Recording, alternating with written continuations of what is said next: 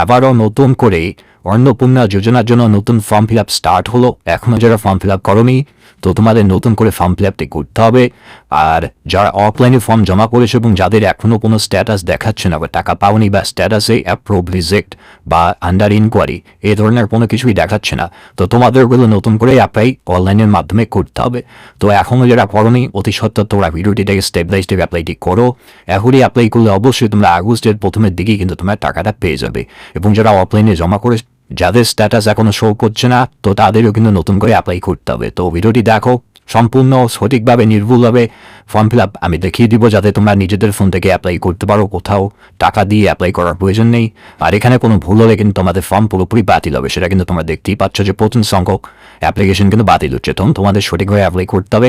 তো প্রত্যেকটা প্রসেস দেখিয়ে দিচ্ছি, তো ভিডিওটি সম্পূর্ণ দেখার রিকোয়েস্ট করছি।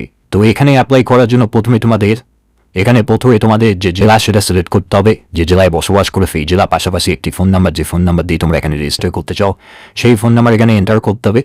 তারপরে নিচে স্ক্রল করলে একটি ক্যাপচার কোড পাবে, সেই ক্যাপচার কোডটি হিসাব করে বসিয়ে রিকোয়েস্ট ওটিপিতে ক্লিক করতে হবে এবং সঙ্গে সঙ্গে তোমাদের সেই ফোন নাম্বারে একটি ওটিপি দেওয়া হবে। এবং সেই ওটিপিটি সঠিকভাবে এন্টার করার পর তোমাদের যে অ্যাপ্লিকেশন ফর্ম সামনে আসবে এবং সেই অ্যাপ্লিকেশন ফর্মটা তোমাদের স্টেপ বাই স্টেপ অ্যাপ্লাইটি করতে হবে। তো ভিডিওটি দেখাবো প্রত্যেকটা বিষয়ে তোমাদের স্টেপ বাই স্টেপ দেখাবো এবং অ্যাপ্লিকেশন ফর্ম কী করে ডাউনলোড করবে সেটাও কিন্তু এই ভিডিওতে দেখাবো। তো ভিডিওটি অবশ্যই দেখতে থাকো যারা এখানে অ্যাপ্লাই করতে চাও। ওটিপি সাবমিট করার সাথে সাথেই অ্যাপ্লাই করার জন্য ফর্মটা তোমরা পেয়ে যাবে। এখান থেকে তোমাদের স্টেপ বাই স্টেপ ফর্মটি ফিল আপ করতে হবে, যেখানে প্রথমে পরিবারের প্রধানের নাম উল্লেখ করতে হবে। তো বাড়িতে যিনি সিনিয়র রয়েছে তার নাম এখানে উল্লেখ করতে হবে, সেটা মহিলা হতে পারে বা পুরুষ হতে পারে। এরপরে পরিবারের প্রধান ছাড়া ফ্যামিলিতে আর কতজন মেম্বার আছে সেটা কিন্তু তোমাদের এখানে বসিয়ে নিতে হবে। তো দেখে নাও, প্রথমে থাকবে হেড অফ দ্য ফ্যামিলি, অর্থাৎ পরিবারের প্রধানের নাম এখানে উল্লেখ করতে হবে, যেটা আধার কার্ডে আছে। আধার কার্ডে যেভাবে লেখা আছে সেভাবেই উল্লেখ করতে হবে, পাশাপাশি ডেট অফ বার্থটা কিন্তু মেনশন করতে হবে। জেন্ডার, ক্যাটাগরি প্রত্যেকটাই মেনশন করতে হবে সঠিকভাবে। পরিবারের প্রধানের নাম এখানে মেনশন করবে, ক্যাপিটাল লেটারে লেখার চেষ্টা করবে, ক্যাপিটাল লেটারে লেখার চেষ্টা করবে। এরপরে দেখো ডেট অফ বার্থ, সাইডের বক্সে তোমরা ডেট অফ বার্থ দেখতে পাচ্ছ, এখান থেকে ডেট অফ বার্থ তোমাদের চুজ করে নিতে হবে। প্রথমে ইয়ারে ক্লিক করবে এবং যত সালে জন্ম সেই সালটা প্রথমে এখান থেকে চুজ করে নেবে। তো আমি এখান থেকে সালটা চুজ করে নিচ্ছি, তারপরে মাস এবং দিনটা আমি চুজ করে নেব। তো সালটা চুজ করে নিয়েছি, তারপরে দেখো জুলাইয়ের 20 তারিখ আমি এখান থেকে সিলেক্ট করে নিয়েছি। তো এইভাবে তোমাদের করতে হবে। তারপর জেন্ডার মেনশন করে দিতে হবে, মেল হলে মেল, ফিমেল হলে ফিমেল। এরপরে ক্যাটাগরি অর্থাৎ কোন কাস্ট থেকে বিলং করে, এসসি এসটি ইউআর, সেটা কিন্তু তোমাদের এখান থেকে চুজ করে নিতে হবে। এরপরে রিলিজিয়ান অর্থাৎ ধর্ম, কোন ধর্ম থেকে বিলং করে, বৌদ্ধ, খ্রিস্টান, হিন্দু, ইসলাম যেটা ধর্ম সেটা চুজ করে নেবে। এরপরে পরিবারের প্রধানের আধার লিঙ্ক মোবাইল নাম্বার এখানে মেনশন করতে হবে।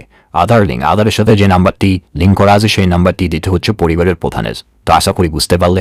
তার নিজের বক্সে তোমরা দেখতে পাচ্ছ পরিবারের মোট সদস্যের সংখ্যা কত আছে সেটা তোমাদের এখানে মেনশন করতে হবে।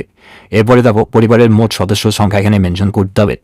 তার নিচে তোমরা দেখতে পারবে ডিসেবিলিটি স্ট্যাটাস, অর্থাৎ পরিবারের প্রধান তিনি কি একজন শারীরিক প্রতিবন্ধী, হ্যাঁ কি না। যদি শারীরিক প্রতিবন্ধী হয় সেক্ষেত্রে ইয়েস, আর যদি না হয়ে থাকে সেক্ষেত্রে নো করে দেবে। ঠিক আছে। এরপরে দেখো, এরপরে আধার কার্ড ডিটেলস কিন্তু তোমাদের দিতে বলছে। আধার কার্ড ডিটেলস তোমাদের দিতে হবে। আধার নাম্বারটি এখানে সঠিকভাবে মেনশন করতে হবে, যে আধার কার্ড নাম্বার আছে প্রধানের, পরিবারের প্রধানের আধার কার্ড নাম্বারটা এখানে মেনশন করতে হবে। আধার কার্ড নাম্বারটা সঠিকভাবে মেনশন করার পর নিচে তোমাদের আধার কার্ড আপলোডের একটি অপশন চলে আসবে, সেখান থেকে তোমাদের আধার কার্ডটি আপলোড করতে হবে। তো অনেকেরই সমস্যা হচ্ছে যে আধার কার্ডের সাইজ মিলছে না বা আপলোড হচ্ছে না বা আপলোড করতে পারছো না, সেটা সাইজ বেশি হয়ে যাচ্ছে 200 কেবির। যদি তোমাদের যে ফটোটি আপলোড করবে সেই ফটোর সাইজ বেশি হয়ে যাচ্ছে, সেটা যদি কমাতে চাও ভিডিওর নিচে লিঙ্ক পাবে ডেসক্রিপশনে, সেখান থেকে সরাসরি তোমরা সেই সাইজটা কিন্তু কমাতে পারো। 50 থেকে 200 কেবির মধ্যে থাকতে হবে, কম এবং বেশি হলে কিন্তু আপলোড হবে না। তো আশা করি বুঝতে পারলে। এরপরে তোমাদের দেখিয়ে দিচ্ছি, এরপরে দেখো পার্মানেন্ট অ্যাড্রেস অর্থাৎ স্থায়ী ঠিকানা। পরিবারের প্রধানের স্থায়ী ঠিকানা কি আছে সেটা কিন্তু মেনশন করতে হবে। Village, post, police station, district, pin number প্রত্যেকটাই মেনশন করে দিতে হবে। তারপরে একদম নিচে তোমাদের আসতে হবে। এই প্রত্যেকটা বিষয় ফিল করার পর একদম নিচে আসবে যে জেলা তোমরা সিলেক্ট করেছো। তো তোমরা দেখতে পাচ্ছ আমি এখান থেকে হাওড়া জেলা সিলেক্ট করেছি এবং সেই হাওড়া জেলার কি এরিয়াতে বসবাস করছে এরিয়াটা তোমাদের এখান থেকে চুজ করতে হবে। রুরাল হলে রুরাল এবং আরবান হলে আরবান কিন্তু তোমাদের এখান থেকে চুজ করে নিতে হবে। এবং সাইটের বক্সে তোমরা দেখতে পারবে পিনকোড, হাওড়া জেলার প্রত্যেকটা পিনকোড কিন্তু তোমরা এখান থেকে দেখতে পারবে। তো তোমরা যে জেলা দেবে সেই জেলার প্রত্যেকটা পিনকোড এখান থেকে দেখতে পাবে এবং তোমাদের যেটা পিনকোড সেটা কিন্তু তোমাদের এখানে চুজ করতে হচ্ছে। এরপরে পোস্ট অফিস চুজ করে নেবে, ক্লিক করলেই প্রত্যেকটা পোস্ট অফিসের নাম দেখতে পারবে। পুলিশ স্টেশন কি আছে, প্রত্যেকটা পুলিশ স্টেশন সেই জেলা দেখতে পারবে, সেটা তোমাদের চুজ করতে হচ্ছে। পাশাপাশি ব্লক কোন ব্লক থেকে বিলং করে এখান থেকে চুজ করে নিতে হবে। পাশাপাশি জিপি অর্থাৎ গ্রাম পঞ্চায়েত অফিস কোথায় আছে সেটাও কিন্তু তোমাদের এখান থেকে চুজ করে নিতে হবে। এরপরে এপিক নাম্বার অর্থাৎ ভোটার আই কার্ড নাম্বারটা এখানে মেনশন করতে হবে। ভোটার আই কার্ড নাম্বার কত আছে সেটা মেনশন করতে হবে। অ্যাসেম্বলি অর্থাৎ বিধানসভা কেন্দ্র এবং ক্ষেত্র নাম্বার এটা কিন্তু তোমাদের এখানে সাইডের বক্সগুলোতে মেনশন করতে হবে। তো আমি ভোটার কার্ড নাম্বার এবং অ্যাসেম্বলি এবং পার্ট নাম্বারটা মেনশন করে দিচ্ছি, সেটা তোমাদের ভোটার আই কার্ড যেটা আছে সেটাতে তোমরা পেয়ে যাবে। যদি না জানো সেক্ষেত্রে ভোটার আই কার্ডটাতে তোমরা পেয়ে যাবে এবং তারপর একটি নিচে বক্স পড়ে সেখানে কিন্তু ভোটার আই কার্ডটা তোমাদের নির্দিষ্ট সাইজে আপলোড করতে হবে 50 থেকে 200 কেবির মধ্যে, যেভাবে আধার কার্ড আপলোড করেছো। সেভ অ্যান্ড ড্রাপ করে নেবে, নেক্সট করে নেবে। তারপরে পরের যে পেজ তোমরা দেখতে পারবে এখানে বলা আছে do you have a digital ration card. যদি রেশন কার্ড থাকে ইয়েস করবে, যদি না থাকে নো করবে। আর যদি রেশন কার্ড থাকে সেক্ষেত্রে রেশন কার্ডের ধরন কি আছে এখান থেকে তোমাদের মেনশন করতে হবে। সেটা রেশন কার্ডের উপরেই কিন্তু তোমরা দেখতে পারবে কোন ধরনের রেশন কার্ড তোমাদের বর্তমান, এবং রেশন কার্ডের নাম্বারটা সাইডের বক্সে কিন্তু তোমাদের মেনশন করতে হবে। এরপরে দেখো, এরপরে বলা আছে does any family member own a non commercial motorised 4 wheeler. যে পরিবার থেকে অ্যাপ্লাই করছে সেই পরিবারে কারো কি 4 হুইলার 4 চাকার গাড়ি আছে কিনা, যদি থাকে ইয়েস করবে। ইয়েস করলে অবশ্যই গাড়ির ভেহিক্যাল রেজিস্ট্রেশন নাম্বার দিতে হবে, যদি না থাকে এখান থেকে নো করে দেবে। আর যদি থাকে সেক্ষেত্রে ইয়েস করে ভেহিক্যাল রেজিস্ট্রেশন নাম্বার তোমাদের দিতে হবে। তো আশা করি বুঝতে পারলে। এরপরে দেখো, এরপরে বলা আছে হেলথ ইন্স্যুরেন্স, যদি থাকে ইয়েস করবে, আর যদি থাকে সেক্ষেত্রে সেটা গভর্নমেন্ট নাকি প্রাইভেট সেটা মেনশন করতে হবে। এবং গভর্নমেন্ট হলে স্বাস্থ্যসাথী যদি হয়ে থাকে স্বাস্থ্যসাথী প্লাস এখানে ইউআরএন নাম্বারটা মেনশন করতে হবে, যেটা স্বাস্থ্যসাথী কার্ডে কিন্তু তোমরা পেয়ে যাবে। এটা ফিল করে নেবে যদি থাকে, আর যদি না থাকে নো করে দেবে। প্রতিটি পেজ ফিল আপ করার পর সেভ অ্যান্ড ড্রাপ করবে এবং তারপরে নেক্সট করবে। এরপরে নেক্সট করার পর তোমরা দেখতে পারবে হাউস সাইজ, বাড়িতে 3টের বেশি পাকা ঘর আছে কিনা সেটা কিন্তু জানতে চেয়েছে। যদি থাকে সেক্ষেত্রে ইয়েস করতে হবে, যদি না থাকে সেক্ষেত্রে নো করে দেবে। এখান থেকে নো করে দেবে, যদি থাকে ইয়েস করতে হবে। এরপরে দেখো জমির পরিমাণ বা জমি আছে কিনা জানতে চেয়েছে, যদি থাকে ইয়েস করবে। ইয়েস করলে অবশ্যই জমির পরিমাণ লিনিয়ার ডেসিমিলে কিন্তু তোমাদের এখানে মেনশন করতে হবে, আর যদি না থাকে সেক্ষেত্রে সিম্পলি নো করে পরবর্তী পেজে চলে আসবে। এরপরে দেখো এখানে বলা আছে do you have a income tax or professional tax. এখানে যদি তোমরা প্রফেশনাল ট্যাক্স দিয়ে থাকো অর্থাৎ পরিবারের প্রধান যদি প্রফেশনাল ট্যাক্স দেয় বা ইনকাম ট্যাক্স দেয় সেক্ষেত্রে ইয়েস, আর না হলে নো করে দেবে। এরপরে দেখো পরিবারের প্রধানের প্যান কার্ড আছে কিনা, যদি থাকে ইয়েস করলে প্যান কার্ড নাম্বার দিতে হবে, না থাকলে নো করে দেবে। এরপরে দেখো এরপরে কি বলা আছে, এরপরে দেখে নিচ্ছি। এরপরে বলা আছে টোটাল ফ্যামিলি ইনকাম অর্থাৎ পরিবারের টোটাল বার্ষিক ইনকাম কত সেটা কিন্তু তোমাদের এখান থেকে মেনশন করতে। এখানে কিন্তু পরিবারের প্রধানের বার্ষিক ইনকাম চাওয়া হয়নি, পরিবারটির বার্ষিক ইনকাম কত। সেই পরিবারে যদি 4 জন থাকে 4 জনের টোটাল বার্ষিক ইনকাম কত সেটা কিন্তু এখানে মেনশন করতে বলেছে। এরপরে দেখে নাও এরপরে কি বলা আছে। এরপরে বলা আছে নেচার অফ এমপ্লয়মেন্ট অর্থাৎ কাজের ধরন। পরিবারের প্রধানের কথা উল্লেখ করা হচ্ছে এখানে, যে পরিবারের প্রধান কোন কাজের সাথে যুক্ত। যদি বেকার হয় বেকারে আনএমপ্লয় করে দেবে। গভর্নমেন্ট সেক্টর প্রাইভেট সেক্টর প্রত্যেকটাই তোমরা দেখতে পারবে। যদি এই লিস্টে সেই কর্মের ধরন বা কাজের ধরন যদি না থাকে সেক্ষেত্রে আদার্সে তোমরা এখানে ঠিক মান দিতে পারো। তো আশা করি বুঝতে পারলে এটা হচ্ছে পরিবারের প্রধানের কাজের ধরনটা জানতে চেয়েছে, তোমাদের হিসাব মতো তোমরা এখানে দিয়ে দিবে। পরিবারের প্রধানের শিক্ষাগত যোগ্যতা যদি নিরক্ষর বা পড়াশোনা না জানে সেক্ষেত্রে প্রথম যে অপশন এটা চুজ করে নেবে। যদি ক্লাস 8 পাস হয় বা 5 পাস হয় বা 7 পাস হয় সেক্ষেত্রে লোয়ার দেন 10 করে নেবে অর্থাৎ মাধ্যমিকের নিচে, এবং যদি মাধ্যমিক হয় মাধ্যমিক করে নেবে এবং উচ্চ মাধ্যমিক হলে উচ্চ মাধ্যমিক করে নেবে। এটা এখান থেকে চুজ করে নেওয়ার পর 7 নেক্সট করবে। তারপরের পেজে দেখতে পারবে পরিবারের প্রধান কি কোনো এমপি বা এমএলএ বা কোনো পঞ্চায়েত পদে যুক্ত আছে কিনা, যদি না থাকে নো করে দেবে, যদি থাকে সেক্ষেত্রে ইয়েস করবে। পরিবারের প্রধান কোনো সরকারি পেনশনের আওতায় আছে কিনা, যদি থাকে ইয়েস করবে, না থাকলে নো করবে। পরিবারের প্রধান জিএসটির আন্ডারে আছে কিনা, থাকলে ইয়েস করবে, না থাকলে নো করবে।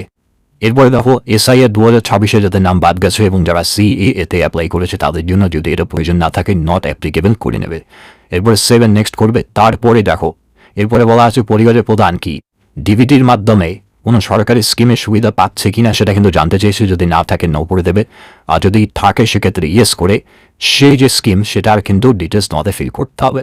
তো হিসাব মতো তোমাদের করে নেবে। যদি কৃষক বন্ধু থাকে সেক্ষেত্রে মেনশন করে দেবে। 7 ড্রাফট করে নেবে। তারপরে ফ্যামিলি মেম্বারগুলো যে মেনশন করবে 1 2 3 4 যতজন ফ্যামিলি মেম্বার তোমরা মেনশন করেছো সেগুলো তোমাদের ফিল করতে হবে।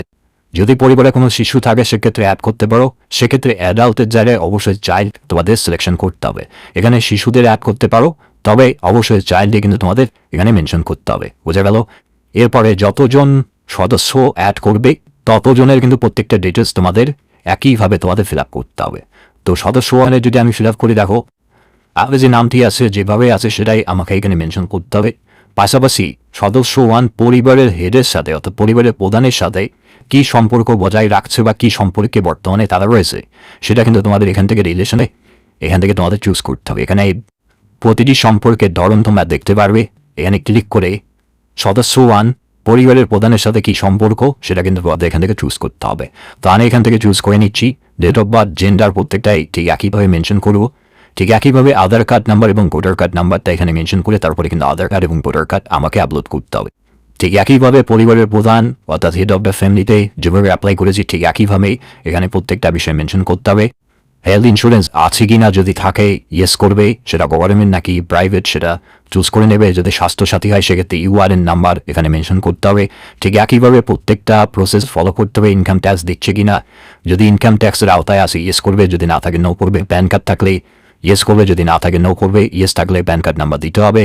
এবং সদস্য 1 বা 2 যারই তোরা ফিল করবে তিনি কি ধরনের কাজের সাথে যুক্ত সেটা মেনশন করতে হবে এবং হাইয়েস্ট কোয়ালিফিকেশন কি আছে সেটা এখান থেকে মেনশন করতে হবে। ঠিক একইভাবে প্রত্যেকটা সদস্যর কিন্তু একইভাবে তোমাদের শুরু করতে হবে।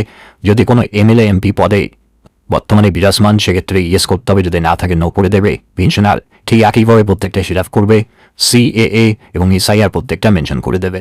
এরপরে দেখো অ্যাপ্লাই ফর অন্নপূর্ণা যোজনা। যেহেতু সদস্য 1 একজন মহিলা সেক্ষেত্রে তিনি কিন্তু এই অন্নপূর্ণা যোজনার জন্য যোগ্য প্রার্থী। আর এখানে এলিজিবিলিটি ক্রাইটেরিয়াতে উল্লেখ করা আছে মহিলা হতে হবে, বয়স 25 থেকে 60-এর মধ্যে থাকতে হবে। প্রত্যেকটা ক্রাইটেরিয়া কিন্তু মিলে যাচ্ছে। সেক্ষেত্রে কিন্তু এখানে দেখা যাচ্ছে যে এই সদস্য 1 কি অন্নপূর্ণা যোজনার জন্য আবেদন করছে, যদি থাকে ইয়েস আই এম অ্যাপ্লাইং সেক্ষেত্রে তোমাদের এখানে চুজ করে নিতে হবে। তো আশা করি বুঝতে পারলে যখন অ্যাপ্লাই করবে যারা যোগ্য প্রার্থী যিনি যোগ্য এই অপশনটা তোমরা পেয়ে যাবে। এখান থেকে কিন্তু তোমাদের ইয়েস আই এম অ্যাপ্লাইং কিন্তু তোমাদের করতে হবে। তো আশা করি বুঝতে পারলে এটা যদি না করো অ্যাপ্লাই করে কিন্তু কোনো ধরনের টাকা কিন্তু তোমরা পাবে না, এটা কিন্তু অবশ্যই করতে হবে। এবং এই সদস্য 1 অন্য কোনো সরকারি স্কিমের আওতায় আছে কিনা, ডিবিটির মাধ্যমে টাকা পাচ্ছে কিনা, যদি পায় ইয়েস করবে। ইয়েস করে সেই স্কিমের এখানে উল্লেখ করতে হবে কোন স্কিমের আওতায় রয়েছে সেটা কিন্তু উল্লেখ করতে হবে। তো আশা করি বুঝতে পারলে যদি না থাকে এখানে নো করে দেবে, কোনো অসুবিধা নেই। যদি থাকে সেক্ষেত্রে ইয়েস করে সেই স্কিম অর্থাৎ প্রকল্পের মেনশন করে দিতে হবে। তো আশা করি বুঝতে পারলে। এরপরে সেভ অ্যান্ড ড্রাফটে ক্লিক করলে তো সরাসরি প্রত্যেকটা বিষয় সেভ হয়ে যাবে। তারপরে তোমরা সাইডে দেখতে পারবে ডিক্লারেশন, এখানে ক্লিক করে তোমরা অ্যাপ্লাইটি সাবমিট করতে পারবে। আর যদি ফ্যামিলি মেম্বার অ্যাড করতে চাও সেক্ষেত্রে অ্যাড মেম্বারে ক্লিক করে তোমরা অ্যাড করতে পারো। তো যতজন তোমরা এখানে মেম্বার অ্যাড করবে প্রত্যেকেরই কিন্তু সেমভাবে তোমাদের অ্যাপ্লিকেশন ফর্মটা কিন্তু তোমাদের সঠিকভাবে ফিল করতে হবে স্টেপ বাই স্টেপ। তো আশা করি বুঝতে পারলে। প্রতিটি সদস্যের প্রত্যেকটা ডিটেলস ফিল করার পর ডিক্লারেশন অ্যান্ড কনসেন্ট এখানে ক্লিক করে নেবে। ক্লিক করলে I hereby declare that এখানে টিকমার্ক করে নেবে। টিকমার্ক করার পর রিভিউ অ্যান্ড সাবমিটে ক্লিক করতে হবে। রিভিউয়ে ক্লিক করলে কি কি ফিল করেছো, কোথায় কি মেনশন করেছো প্রত্যেকটা বিষয়ে তোমরা দেখতে পারবে। যদি কোনো ভুল হয়ে যায় সেক্ষেত্রে তোমরা মেম্বার ওয়াইজ তোমরা চেঞ্জ করতে পারো। এখানে প্রত্যেকটা ডিটেলস তোমরা দেখতে পারবে। যদি সব কিছু ঠিকঠাক থাকে সেক্ষেত্রে সাবমিট অ্যাপ্লিকেশনে ক্লিক করলেই সরাসরি কিন্তু অ্যাপ্লিকেশনটি জমা পড়ে যাবে। তো তারপরে তোমরা দেখতে পারবে application submitted, family level data collection form এবং অ্যাপ্লিকেশন আইডি যেটা সেটাও কিন্তু তোমরা দেখতে পারবে। এবং অ্যাপ্লিকেশন ফর্মাট ডাউনলোড করার জন্য নিচে স্ক্রল করবে, নিচে স্ক্রল করলে ডাউনলোড ফর্ম এখানে ক্লিক করতে হবে। এখানে ক্লিক করার সাথে সাথে তোমাদের যে অ্যাপ্লিকেশন ফর্মাট সেটা কিন্তু ডাউনলোড হবে ফিউচার রেফারেন্সের জন্য। এটা কিন্তু জমাও নিতে পারে বিভিন্ন জেলার থেকে আপডেট, যার কারণে আমি কিন্তু তোমাদের জানিয়ে দিলাম। এই অ্যাপ্লিকেশন ফর্মাটটি ডাউনলোড করে নেবে এবং চাইলে তোমরা প্রিন্ট আউট বের করতে পারো। তো আশা করি বুঝতে পারলে। তো ভিডিওটি দেওয়ার জন্য অসংখ্য ধন্যবাদ। যদি কোথাও প্রবলেম বা কোনো জায়গাতে বুঝতে অসুবিধা হয় সেটা অবশ্যই কমেন্ট করে জানাবে, আমি রিপ্লাই দিয়ে হেল্প করার চেষ্টা করবো। চ্যানেলে যারা নতুন দর্শক চ্যানেলকে সাবস্ক্রাইব করে রাখবে। ভিডিওটি দেওয়ার জন্য অসংখ্য ধন্যবাদ। Thank you.